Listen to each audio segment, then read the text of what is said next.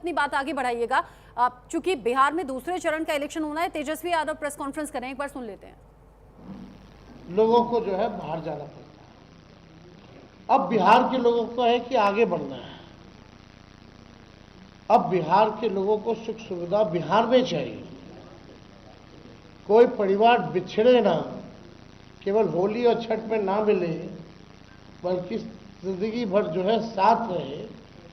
और बिहार में पढ़ाई, दवाई, कमाई की व्यवस्था हो, उद्योग धंधे, फैक्ट्री लगे, फूड प्रोसेसिंग यूनिट लगे।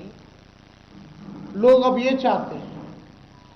इसलिए मेरा कहना है कि 171 जो हम लोगों ने रैलियां की पूरे बिहार में, एक सुर से एक आवाज आ रही थी कि इस बार बदलाव चाहते हैं, परिवर्तन चाहते हैं। और पहले चरण में भी लोगों ने इस आधार पर वोट किया। अब आपको हम बताना चाहेंगे कि बिहार के लोग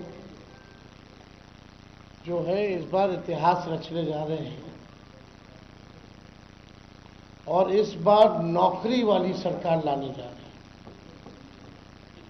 कलम राज को लाने जा रहे हैं। अब बिहार केवल सुर्खियों में नहीं रहेगा, बल्कि अब बिहार सफलताओं में गिना जाएगा। बिहार जो है सबसे विकसित राज्य जो है वो बनेगा। 20 सालों में केवल सुर्खियों में रहता है, सफलताओं में कहीं आप देख लीजिए। इवन सदन में भी भाजपाओं के नेताओं से, एनडीए के नेताओं से, मुख्यमंत्री जी से, दो बेकार के जो उप मुख्यमंत्री हैं उनसे हमने पूछा कि एक काम बता दो जिसमें बिहार पूरे देश में नंबर 1 हो। किसी के पास जवाब नहीं। सदन की बात बता रहे, कई बार हमने पूछा, किसी के पास कोई जवाब नहीं था। लेकिन अब जो है 14 तारीख के बाद बिहार जो है सफलताओं में गिना जाएगा।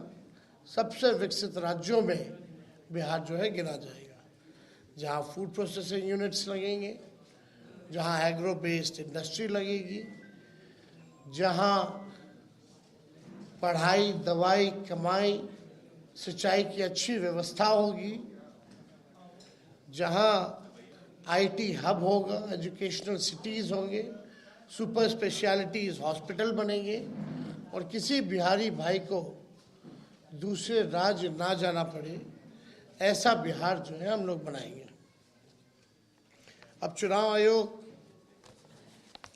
से कई हमारी सवाल हैं जो हम पूछना चाहते हैं। हालांकि आप लोगों ने तो सराय रंजन या समस्तीपुर का देखा ही होगा कि पर्चियां जो है किस हिसाब से वीवीपैट का फेंका हुआ था। इसमें कई लोग सस्पेंड भी हुए हैं बाद में। जब हम लोगों ने आवाज उठाई तब लोग डरे हुए हैं, सत्ता में बैठे लोग घबराए हुए हैं। कल हमने एक वीडियो भी जारी किया था, आप लोगों ने देखा होगा कि भाई केंद्र मंत्री, गृह मंत्री को कोई काम नहीं है। पटना में लगातार कई दिनों से डेरा बनाए हुए हैं। कई बड़े बड़े अधिकारियों को बुलाया गया है, निर्देश दिए गए हैं, अपने रेंज का देखना है उनको, कहाँ डिस्टर्ब करना है, किन किन व्यक्तियों को चुनाव से पहले उठाना है। मतलब सीएम हाउस से भी एक आध रिटायर्ड अधिकारियों द्वारा लगातार फोन जा रहा है बड़े बड़े जिला के अधिकारियों को, रेंज वाले जितने अधिकारी हैं, बुलाया जा रहा है, निर्देश दिया जा रहा है। तो ये बौखलाहट बताती है कि ये लोग जाने वाले हैं। हम लोगों की पैनी नजर है, जनता एक पांव पे खड़ी है। हम तो चाहेंगे कि जितने अधिकारी, सूचना हमको उन्हीं अधिकारियों से मिली है जिनको ये निर्देश दिए गए। तो हम तो कहना चाहते भाई, जनता एक पांव पे खड़ी है। संविधान का जिन लोगों ने शपथ लिया है, न्यायपूर्ण काम करें, दबाव में ना करें, वरना इस बार जनता जो है मुंह तोड़ जवाब देगी। सब लोगों की नज़र है अधिकारियों पर, प्रशासन पर। जनता सजग है, सब लोगों पर जो है नज़र डाली हुई है। बात अब देखिए इलेक्शन कमीशन, पहला चरण का मतदान कब हुआ? 6 नवंबर को। आज हम बैठ के पीसी कर रहे हैं 10 नवंबर को। 4 दिन बाद भी आंकड़े जो है सार्वजनिक नहीं किए गए हैं कि पुरुष ने कितने मतदान किए और महिलाओं ने कितने मतदान किए। कोई भी ऑफिशियल आंकड़ा नहीं आता। पहले भी मैनुअली, पहले के ज़माने में तो उसी दिन उसी समय बता देता था मैनुअली। आजकल तो टेक्नोलॉजी का ज़माना है, फिर भी ये आंकड़ा क्यों छुपाया जा रहा है, सबसे बड़ा मेरा प्रश्न है। 4 दिन हो गया, यानी आप समझिए, मान लीजिए 11 को अगर वोटिंग है और 14 को रिजल्ट है, तो आपको 14 तक पता ही नहीं चलेगा कि कितने पुरुष और महिलाओं ने वोटिंग की। This is a joke. कितना टेक्नोलॉजी का जमाना है, एआई का जमाना है। ये बताओ, अमित शाह और मोदी जी के राज में इलेक्शन कमीशन ठप हो गया है। अरे भाई, इतना तो पहले के ज़माने में उसी दिन उसी वक्त मैनुअली लोग निकाल करके दे देता था कि इतना प्रतिशत जो है पुरुषों ने मतदान किया, इतने प्रतिशत जो है महिलाओं ने मतदान किया, और ये उम्र के लोगों ने इतना इतना मतदान किया। आप मीडिया के लोग यहाँ हैं, विद्वान लोग हो, ज़रा बताइए, आप लोगों को जानकारी में है क्या? ये कहीं भी ऑफिशियली ये बात आई है? Where is election commission? मतलब भाजपा जितना पाप करेगा, सब पे पर्दा इलेक्शन कमीशन डालेगा। भाजपा पाप करता रहे, इलेक्शन कमीशन उसका पाप धोता रहे। इलेक्शन कमीशन टूल बन गया, लग रहा है मर गया है। ये तो सिंपल सी बात है भाई। विदेशों में कितना देश का नाम बदनाम करेंगे। विदेशी पत्रकार भी अगर पूछेंगे भाई कितना रेशियो है, 4 दिन हो गया चुनाव को, अब तक नहीं आया, तो देश का तो मजाक उड़वा रहे हैं लोग। तो हम तो जानना चाहेंगे कि भाई जल्द से जल्द दे दो। ऐसा जो आप लोगों का रफ्तार है, लग नहीं रहा कि दूसरा फेज वाले का पता भी चल पाएगा कि कितना रेशियो में किसने किसने कितना मतदान किया। आपको हम बता दें कि सीसीटीवी लगातार जो है कई जगह जो है, जो स्ट्रांग रूम का वो जो है बंद आ रहा है। उसमें हमारे पार्टी के लोग सजग हैं, और कहीं भी कुछ आता है तो हम लोग कंप्लेन भी करते हैं। लेकिन ये बार बार लगभग हर जगह जो है स्ट्रांग रूम का जो सीसीटीवी है वो बंद हो जा रहा है। आखिर क्या कारण है? इसमें चुनाव आयोग को जो है सफाई देने की ज़रूरत है। और आपको हम इंटरेस्टिंग डेटा बताना चाहते हैं जो इलेक्शन कमीशन ने अमित शाह जी के निर्देशों पे शायद किया होगा। एक तो आंकड़ा हम आप लोगों के सामने रखना चाहते हैं। ये आंकड़ा भाजपा या एनडीए शासित इन राज्यों से आए हैं जवान। उत्तर प्रदेश से 40 कंपनियां, गुजरात से 27 कंपनियां, मध्य प्रदेश से 23 कंपनियां, असम से 15 कंपनियां, महाराष्ट्र से 25 कंपनियां, छत्तीसगढ़ से 15 कंपनियां, राजस्थान से 10 कंपनियां, मिजोरम और हरियाणा से 8-8 कंपनियां, नागालैंड से 15 कंपनियां, मेघालय से 7 कंपनियां, गोवा से 6 कंपनियां, त्रिपुरा से 5 कंपनियां और उत्तराखंड से 4 कंपनियां, यानी कुल 208 कंपनियां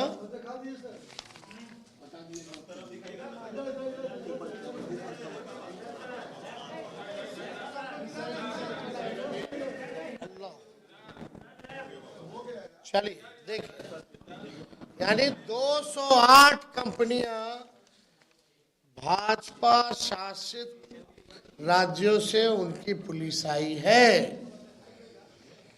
पहले बिहार विधानसभा चुनाव 2025 में सुरक्षा और निगरानी की व्यवस्था के लिए ये गंभीर सवाल जो है खड़ा हुआ है। ये गंभीर सवाल खड़ा हुआ है। बंगाल, कर्नाटका, तमिलनाडु से क्यों नहीं मंगाए भाई? झारखंड बगल में है, यूपी का आ रहा है, मध्य प्रदेश का आ रहा है, झारखंड अब बंगाल का क्यों नहीं आ रहा? दोनों बॉर्डर के इलाके में है। तो मेघालय त्रिपुरा से आ रहा है, नागालैंड से आ रहा है, लेकिन झारखंड, बंगाल और आपका तमिलनाडु, कर्नाटका जैसे राज्यों से क्यों नहीं आ रहा? केरला से क्यों नहीं आ रहा? वेस्ट बंगाल वही हुआ, क्यों नहीं आ रहा? ये तो भाई बड़ा सवाल जो है खड़ा हो गया। पुलिस ऑब्जर्वर में तो मतलब आप कहीं तो जो असंतुलन है, ये जो भी 243 विधानसभा में 68% पुलिस ऑब्जर्वर बीजेपी शासित राज्यों से। आप समझ जाइए, 68% पुलिस ऑब्जर्वर जो है वो बीजेपी शासित राज्यों से हैं।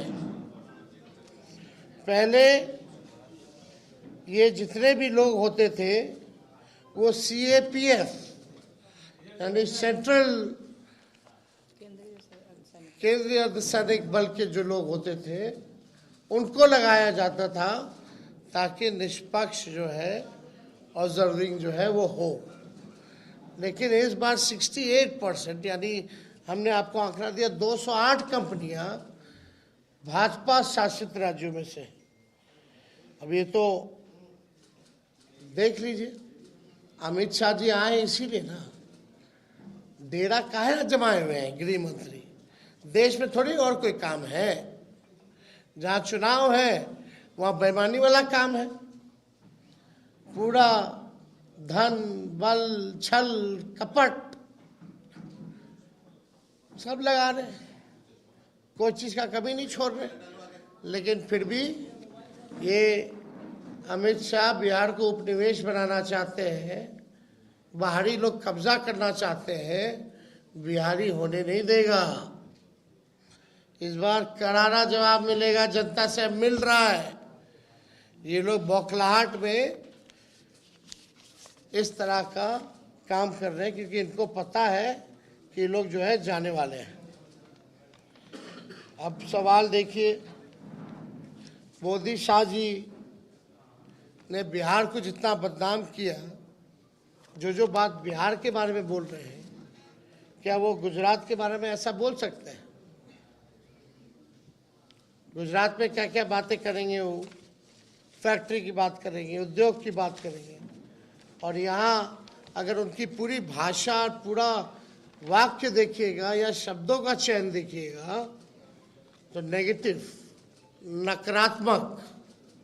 मतलब हम लोग भी चाह रहे थे कि भाई प्रधानमंत्री जी आ रहे हैं, इतना सभा किए हैं ऑफिशियली अनऑफिशियली, कम से कम एक रोड मैप, एक विजन तो बता दो प्रधानमंत्री जी कि आप अगला 5 साल बिहार को कैसे आगे बढ़ाइएगा।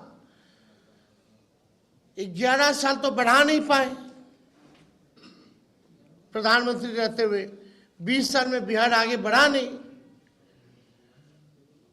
अब जो है जुमलेबाजी और तरह तरह के गाने फाने जो है गा रहे हैं, कोई मतलब नहीं है। प्रधानमंत्री आजकल लगता है कि भाई पता नहीं कौन सा वेब सीरीज देख रहे हैं भाई।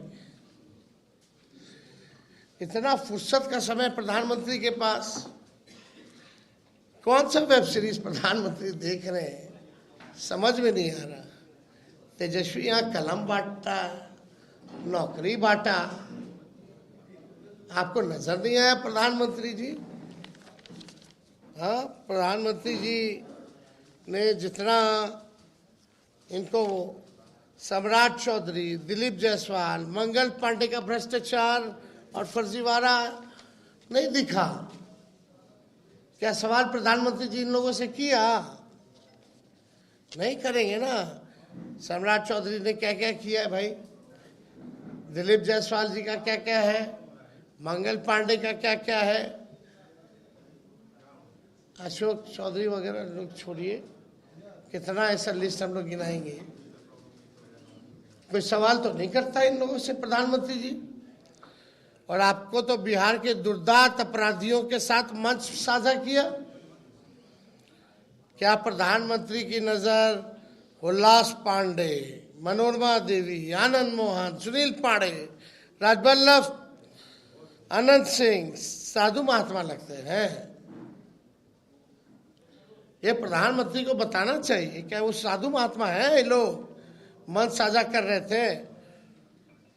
और तो और छोड़िए, सृजन घोटाले वाले मुख्य आरोपी विपिन शर्मा का विशेष पास बनवा कर करके उन्होंने एयरपोर्ट पर बुला करके पीठ ठोका है।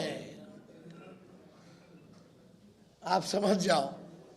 वाह रे वाह प्रधानमंत्री जी, कथनी और करनी में कितना अंतर है। थोड़ा सा भी तो लज्जा आना चाहिए कि बोल क्या रहे हैं, कर क्या रहे हैं। थोड़ा सा अपना पुराना भाषण ही बिहार का पढ़ लीजिए। आपको तो बिहार आने में शर्म आना चाहिए था, फिर भी आपने जो है कोई मर्यादा नहीं रखी। सृजन घोटाले वाले विपिन शर्मा को बुला के पीठ ठोक रहे हो भाई, जो मुख्य आरोपी है, विशेष पास बनवा करके। अनंत सिंह, उल्लास पांडे, राजबल्लभ, मनोरमा देवी, आनंद मोहन, सुनील पांडे बड़े अच्छे लोग हैं। ये लोग तो कुछ चलाते नहीं है, मिलता नहीं है ना। ये लोग तो भोलेनाथ पे दूध चढ़ाते हैं, है ना। वही है, भाजपा में जाओगे तो पाप धुल जाएगा। गंगा जी में नहाइएगा, गारंटी नहीं है कि भैया पाप धुले कि ना धुले, लेकिन आस्था हम लोगों की है गंगा जी के प्रति। लेकिन ऐसे ऐसे लोगों की आस्था गंगा जी से ज़्यादा मोदी जी और अमित शाह में है। कुछ करेंगे, पाप धुलने की गारंटी जरूर है। यही हो रहा है। अब हम क्या क्या हम बोले, अब तो हमको तो बोलना भी ठीक नहीं लगता।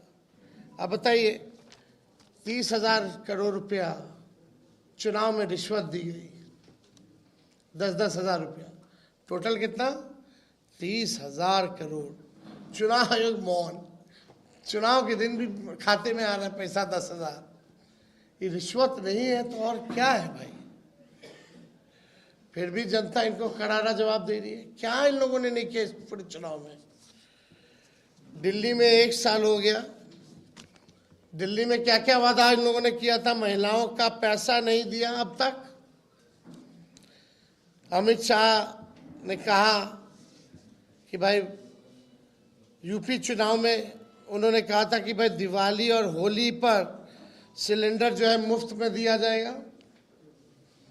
जरा जाके यूपी वालों से पूछो बगल में कि सिलेंडर मुफ्त में मिला कि नहीं मिला। और इन लोगों ने रिश्वत जो दी है वो तो कर्जा है, वो तो ये लोग इंटरेस्ट के साथ लेंगे। लेकिन तेजस्वी जो माई बहन मान योजना के तहत देगा, 14 जनवरी का तारीख आप लोग याद रखिए। सरकार तो हम ही लोग बना रहे हैं, माई बहन मान योजना के तहत मकर संक्रांति दही चूड़ा वाले दिन अपने माताओं और बहनों के खाते में 30,000 रुपया डाला जाएगा और ये आर्थिक न्याय के तौर पे महंगाई से सामना करने के लिए उनको सहयोग राशि दिया जाएगा और ये निरंतर जो है ये प्रक्रिया चलती रहेगी, हर महीने चलता रहेगा।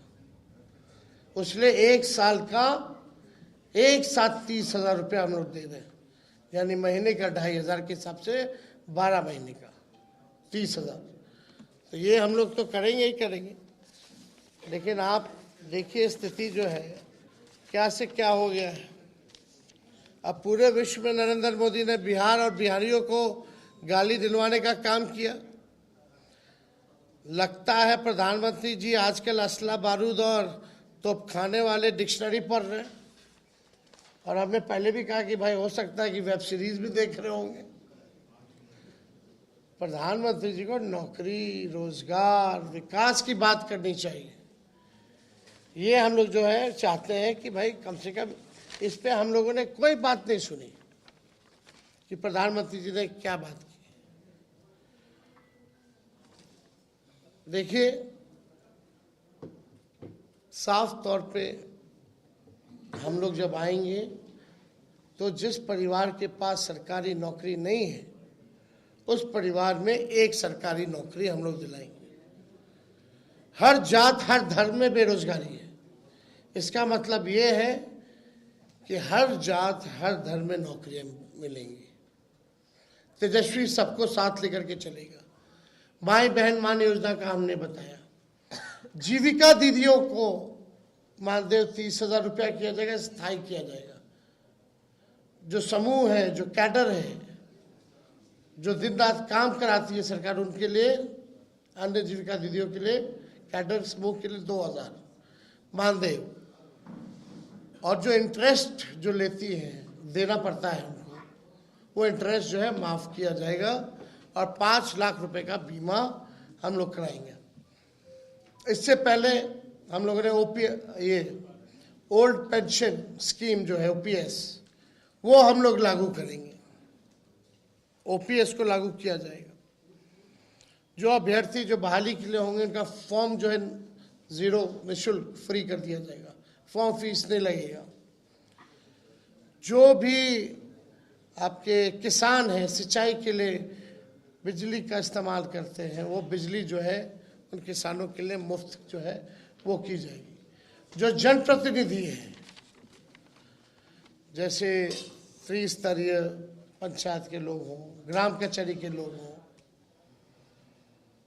इन सब का जो है पेंशन भी मिलेगा और इन सब लोगों को जो है हम लोग जो मानदेय जो है दुगुना हम लोग करने का काम करेंगे। पैक्स वगैरह जो हो गए उन लोगों को जनप्रतिनिधि का दर्जा हम लोग जो है देंगे। तो हम लोग कई ऐसी योजनाएं, बेटी योजना हो, माँ योजना हो, ये सब योजनाओं को हम लोग जो है लागू करेंगे। आरक्षण को हम लोग जो है, इन लोगों ने तो ख़त्म कर दिया, भाजपा के लोगों ने, हम लोग जो है आरक्षण को लागू करेंगे। बढ़ाने की ज़रूरत हो तो बढ़ाया भी जाएगा और शेड्यूल लाइन के लिए फिर से भारत सरकार को हम लोग सिफारिश करेंगे। तो और भी बहुत सारी चीज़ें हैं। अब आप लोगों को बता दें कि भाई लॉ एंड ऑर्डर के मामले में तेजस्वी कोई कॉम्प्रोमाइज़ जो है नहीं करेगा। चाहे कोई अपना हो या पढ़ाया हो, अगर तेजस्वी की परछाई भी गलत करेगी तो उसको भी कड़ी से कड़ी सज़ा मिलेगी। इस मामले में, लॉ एंड ऑर्डर के मामले में कोई कॉम्प्रोमाइज़ नहीं। आप सब लोग मेरे स्वभाव को जानते हैं, ऐसा कॉम्प्रोमाइज़ हम लोग जो है एकदम नहीं करेंगे। क्राइम हो, करप्शन हो, कम्युनलिज्म हो, इन तीनों से तेजस्वी जो है कॉम्प्रोमाइज़ नहीं करेगा। और आप सब लोगों को बता दें, 14 को रिजल्ट आएगा और 18 नवंबर को हम लोग जो है शपथ लेंगे। 26 नवंबर और 26 जनवरी यानी रिपब्लिक डे के दिन के बीच में खड़वास भी आता है। इस खड़वास में जितने अपराधी हैं उन सबको तेजस्वी सलाखों के पीछे चुन चुन करके भेजने का काम करेगा। 1-2 महीने के अंदर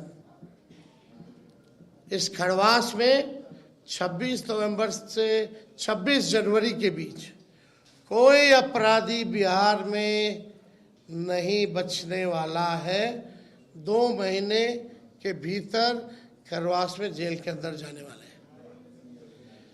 तो आप सब लोग इस प्रेस में आप लोग आए, आप सब लोगों का स्वागत है। और हमको लगा कि भाई पूरा चुनाव का जो अनुभव जो रहा वो आप लोगों से हम लोग जो है साझा करें। तो कोई